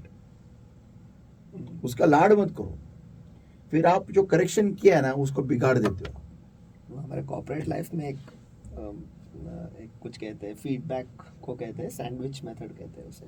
जहाँ पर पहले हमें पता है कि किसने गलती की है, तो उसे बुलाए, उसके बारे में जो अच्छा है वो कहते हैं, ताकि वो आदमी तैयार हो जाए. उसके बाद फिर हम उसे फीडबैक देते कि भाई तूने इधर गलती तूने कर दी है. और फिर वो खत्म होने के बाद वापस कि तू गलती तो क्या है, लेकिन तेरे बारे में ये सब कुछ भी अच्छा है. तो उसे सैंडविच मेथड कहते हैं, कि जहाँ पर वो सुन भी लेता है और सुधर भी जाता है. तो आपने ये पहले कहाँ देखा है, इस्तेमाल किया? यहीं पर देखा है. ये मेरा तरीका है. मुझे नहीं मालूम था कि कॉर्पोरेट लाइफ में सैंडविच मेथड फीडबैक कहते हैं. मैं हमेशा एक व्यक्ति को, एक कभी कभी जब सर्किट आउट होता है तो पहले धुलाई कर लेता हूँ, but always first is encourage the person, then correct the person, and then again encourage. उसको कहते हैं reinforcement. Reinforce the person once again. जो भी उसके पुर्जे ढीले हो गए ना, तुम्हारे लेक्चर सुन के वापस उसको टाइट करो और भेज दो उसको ग्राउंड पे, फील्ड पे. So that's what it is. So ये लिमिट होता है एक चीज का भी, कि मैं जहाँ पर मेरा कंट्रोल मैंने खो डाला है, शैतान को मैंने आने दिया, पूरा घुसपैठ करने दिया, और वो उसने, और मेरी जिंदगी में वो रहता है शैतान. ये neither give place to the devil. और शैतान को अवसर नहीं, लेकिन जगह ना दो. Neither give place to the devil, neither. और शैतान को भी जगह ना दो. मींस इसका मतलब है कि तुम गुस्सा तो मत करो, लेकिन शैतान को तुम्हारे आसपास रखो मत रेंट पे. शैतान उधर ही आपको दिखाई देगा ज्यादा, जहां पर उसको शरीर में आने का अवसर दिखता है. Because Bible says ना, Satan as a roaring lion seeketh whom he may devour. वो किसे फाड़ता है, वो ढूंढते रहता है. तो वो वहीं पर ज्यादा आपको दिखाई देगा जहां पर उसको शरीर के द्वारा आने का अवसर मिल सकता है, उसको उम्मीद है. इसलिए वो आदम और हवा के पीछे पड़ा था, क्योंकि वो देख रहा था दूर से कि ये पेड़ के पास ज्यादा घूम रहे, टहल रहे, यहाँ पर तुमको आने की जरूरत नहीं। आदम और हवा कहाँ होने चाहिए थे मालूम है क्या? ज्यादा, जहाँ परमेश्वर उनको मुलाकात करने आता था। लेकिन वो वहां न होने के बजाय वो वहां पाए गए थे ज्यादा शैतान को, नहीं होना चाहिए, जहां पर उनको नहीं होना चाहिए। अवसर जो शैतान को मिला शरीर में घुसने के लिए। तो इसके अभी और आगे है, और ये हम अगले हफ्ते लेने वाले हैं। What happens when you achieve peace? जब आप शांति प्राप्त कर लेते हो उस वक्त क्या होता है? हाँ, ये लोगों को इसके फायदे समझना बहुत जरूरी है। प्रॉब्लम ये है ना कि लोगों को मालूम ही नहीं है शांति के फायदे क्या है। अगर लोगों को मालूम पड़ गया ना शांति के क्या क्या फायदे है, माय गॉड, लोग शांति के एडिक्ट बन जाएंगे। जो अच्छा है, या वो शांति का नशा करेंगे। वो मैं कह रहा हूँ अल्फाज, शांति का नशा करेंगे। वो शांति पाने के लिए किसी भी हद पे जाएंगे, किसी भी हद पार करेंगे लोग, क्योंकि उसमें उनका बहुत बड़ा फायदा है। और उनको मालूम होना जरूरी है कि शांति पाने से हमें क्या फायदे मिलते हैं। ये अगले बाइबल स्टडी में लेने वाले। So let's pray everybody. Thank you, Lord my God, for talking to us and showing us, Lord my God, our mistakes, our faults, our errors, Lord my God, all our shortcomings, Lord my God. Thank you a million times for your faithfulness, for your grace, for your mercy, for your love that is so abundantly rich over our life. Beloved Lord my God, thank you, Jesus, for this amazing moment, Lord, for speaking to our lives, Lord my God, for showing us, Lord my God, what we need to change in our lives, Lord, what corrective measures we need to take accordingly, Lord my God, in our lives. Thank you, Jesus, for this time, Lord. Thank you, beloved Holy Spirit of God. Beloved Lord my God, you take charge, Lord, and lead your people, Lord my God, to bring forth fruit 100-fold according to today's word. I seal this word in our hearts with the precious blood, precious all in power of the Holy Spirit. Help us all to bring forth fruit 100-fold accordingly, Lord. In Jesus' mighty name we pray and we ask. Amen. Amen. Amen. ये सफर तो यहाँ पर खत्म हुआ, लेकिन मैं तो कहता हूँ खत्म नहीं हुआ। अब आपका सफर जो है वो शुरू होने वाला है। Amen. शुरू कहाँ से होता है कि अपने जिंदगी में झांक कर देखना है, और कहाँ पर गुस्सा या फिर नफरत और ये सारी चीज़ है, शारीरिक चीज़ है जो पनप रहे हैं, वो कहाँ पर पनप रहे, ताकि वो हम निकाले और शैतान को कोई भी जगह हमारे ज़िंदगी में ना दे, और हम ऐसे व्यक्ति बने जो शांति प्रस्थापित करते हैं। हाँ, उसके फ़ायदे हम आने वाले भागों में हम देखने वाले हैं, लेकिन चलो आइए हम सभी जन मिलकर कुछ गृह पाठ करेंगे। ये पूरे हफ्ते भर हम ये झांक कर देखेंगे कि हमें गुस्सा कहाँ आता है, कब आता है, क्यों आता है, नफरत है तो क्यों है, क्या है, शारीरिक चीज़ें जो है, और वो माहौल ऐसे हम बनाए जो पूरी आत्मिक हो, ताकि हम पवित्र आत्मा को हमारे और आकर्षित करें, ताकि परमेश्वर के वचन को हमारे और आकर्षित करें, और सोने से पहले वचन को पढ़ेंगे और उसके बारे में ही हम सोचते रहेंगे। और एक पॉइंट है, लोगों का शांति भंग होने का और एक गुण है, और एक फीलिंग है, इमोशन है, वो है एंग्शियसनेस, एंग्जाइटी, यानी डर। ओके, कि आगे क्या होगा, किसी भी चीज के बारे में बहुत ही एंग्शियस। बाइबल लिखा है, डू नॉट बी एंग्शियस, जी हाँ, या डरो मत। तो किसी भी चीज के बारे में चिंता। चिंता बहुत चिंता करते हैं, बहुत। वो क्यों करते हैं? क्योंकि उनको यीशु मसीह पे भरोसा नहीं होता है। एक्चुअली उसके पहले मैं बताता हूँ, वो यीशु मसीह पे भरोसा नहीं होना, वो उसका एक प्रोडक्ट है, उस चीज का प्रोडक्ट है। क्योंकि वो परमेश्वर को, यीशु मसीह को जानते नहीं, इसलिए वो भरोसा नहीं रखते, इसलिए वो चिंतित रहते। जी हाँ। मैंने कुछ दिन पहले बाइबल स्टडी में एक पॉइंट बोला था मैंने, कि एक लड़का है, वो एक लड़की से प्यार करता है, या फिर लड़की है लड़के से प्यार करती है, और वो परमेश्वर की नज़र में सही नहीं है। तो परमेश्वर उसको कहता है, दोनों को कहता है, बस जो भी एक को कहता है कि छोड़ दे इसको। तो वही छोड़ सकेगा उस रिश्ते को जो ये भरोसा है, विश्वास रखता है यीशु मसीह पे कि मेरे लिए परमेश्वर ने कुछ बहुत ही बेहतरीन रखा हुआ है, तो ये छोड़ सकेगा। लेकिन जिसका विश्वास नहीं है, जो परमेश्वर को जानता नहीं है, वो नहीं छोड़ेगा। क्योंकि वो अपने जहन में ये कहेगा कि इससे बेहतरीन और क्या हो सकता है, इससे बेहतर और क्या हो सकता है। समझे? वो अपने जहन में ये कहेगा कि इससे बेहतर और क्या हो सकता है। और ऐसे माहौल में अगर जिससे वो बेहतरीन मानता है वो व्यक्ति उसको छोड़ के अगर चला जाता है तो ये व्यक्ति चिंतित हो जाता है। मसलन कोई बिजनेस नहीं चल रहा है, चिंतित हो गया। जॉब चला गया, चिंतित हो गया।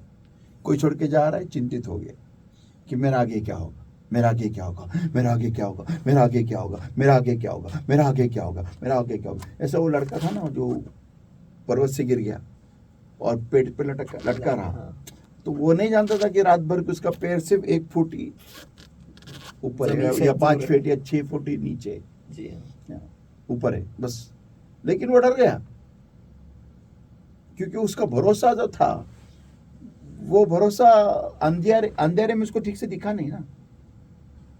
तो बेसिक प्रॉब्लम है ये है कि चिंतित होना, एंग्शियस, क्या होगा क्या होगा। तो शांति चली गई, डर का माहौल पैदा हो गया, अनिश्चितता, अनसर्टेनिटी, अनिश्चितता, अनसर्टेनिटी कि मेरा क्या होगा क्या होगा, रात को नींद नहीं आना, रात को उठ के नींद से उठ के क्या होगा क्या होगा, ये फीलिंग। शांति चली गई, शांति भंग हो गई। तो गुस्सा ही नहीं, ये भी है अनिश्चितता, और इसके वजह से इंसान की शांति चली जाती है। तो बेसिक प्रॉब्लम फिर से आता है कि वो परमेश्वर को पहचानता नहीं, इसलिए वो अनिश्चित। अभी वहां का कोई मुझे कहेगा तुझे कोरोना हो गया तो हट, फालतू बोलने का नहीं। क्योंकि मैं ये क्यों कह सकता हूँ कि जिस परमेश्वर ने मुझे इतने भयानक ऐसे बीमारी से बाहर निकाला है, मैं ऐसे नहीं जाने वाला। ये क्या है, सर्दी है, मेरे लिए वो अभी तक हथियार बना ही नहीं जो मेरे जान ले सकता है। आमीन।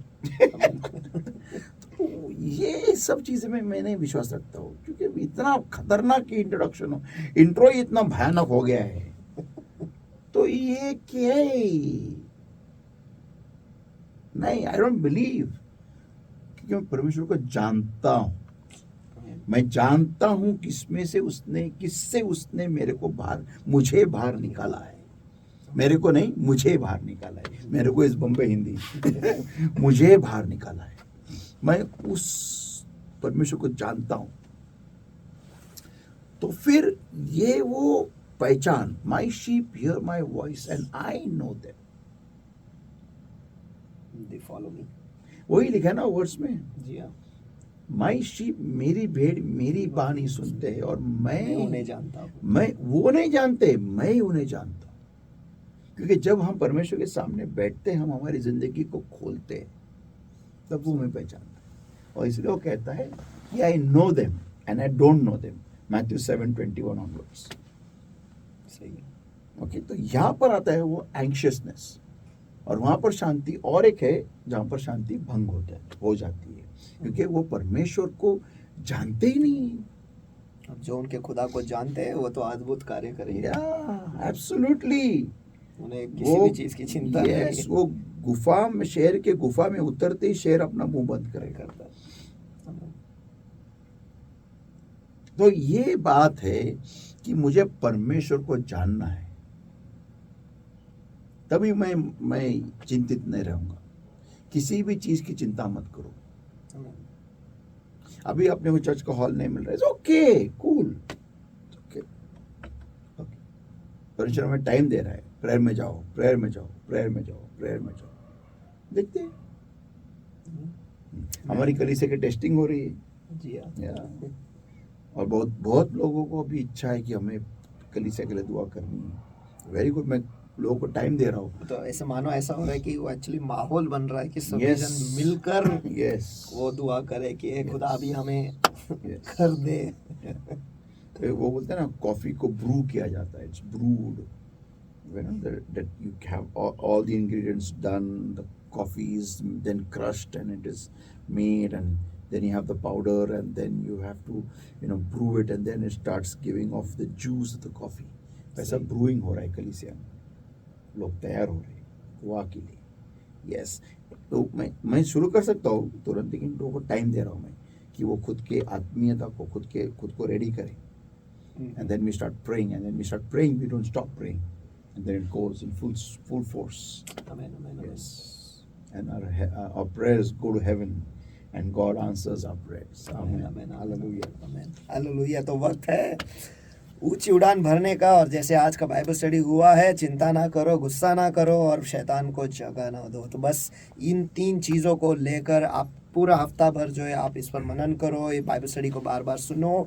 और अगर आपके कोई भी सवाल हो तो नीचे दिए गए नंबर जो है उस पर आप तुरंत भेज दीजिएगा, ताकि आने वाले गुरुवार को हम आपके सवाल लेंगे और पवित्र आत्मा के द्वारा आपको आपका जवाब मिलेगा. तो मुझे विश्वास है और भरोसा है कि आज के बाइबल स्टडी के द्वारा आप सभी जन आशीषित हुए हैं. और टैबरनेकल मिनिस्ट्री इंटरनेशनल की ओर से फिर एक बार आप सभी को धन्यवाद. और बस एक ही निवेदन है कि सभी जन इसे लाइक कीजिए, शेयर कीजिए और इस चैनल को सब्सक्राइब कीजिए. और जो कोई भी आप जानते, जिससे भी आप जानते हो कि उन्हें आशीष की ज़रूरत है, उनके साथ ज़रूर शेयर कीजिए, ताकि जो आशीष आपको मिला है वो उन्हें भी मिले. तो गॉड ब्लेस यू. फिर एक बार मिलेंगे अगले गुरुवार को ठीक 8 बजे. Praise the Lord. Praise the Lord.